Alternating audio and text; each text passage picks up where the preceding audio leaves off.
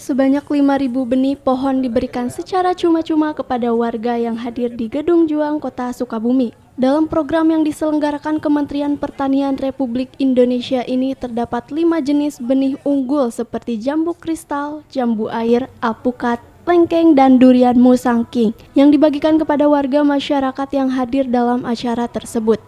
Direktur Perbenihan Hortikultura pada Kementerian Pertanian, Inti Pertiwi, mengatakan kegiatan yang dilakukan ini merupakan upaya pihaknya dalam mensosialisasikan benih unggul kepada masyarakat.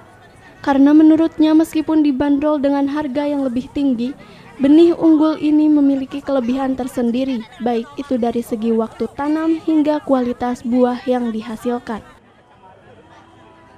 Ya, jadi hari ini kami di Kota Sukabumi ya, dari Direktorat Perbenihan Hortikultura Kementerian Pertanian membagikan 5.000 batang pohon dalam kegiatan pemasyarakatan benih bermutu. Jadi ini adalah merupakan kegiatan rutin, kegiatan secara reguler yang dilaksanakan oleh Direktorat Perbenihan Hortikultura untuk mensosialisasikan penggunaan benih bermutu kepada masyarakat. Karena selama ini benih-benih yang dimanfaatkan oleh masyarakat, yang dibeli gitu ya, masih jarang yang merupakan benih bermutu yang artinya ada label. Harganya memang lebih mahal tetapi terjamin kita akan apabila sesuai perawatan ya budidayanya ini akan menghasilkan buah-buahan yang sesuai harapan. Dalam kesempatan ini juga saya bersama Kepala Dinas Pertanian Kota Sukabumi, dan permintaan ini sebenarnya datangnya dari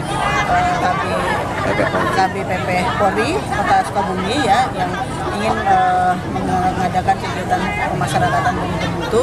Kami di sini punya tujuan juga ingin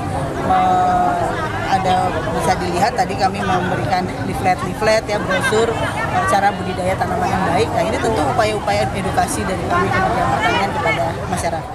Dari Kota Sukabumi, Sofwan Julfikar dan tim liputan MGS TV melaporkan.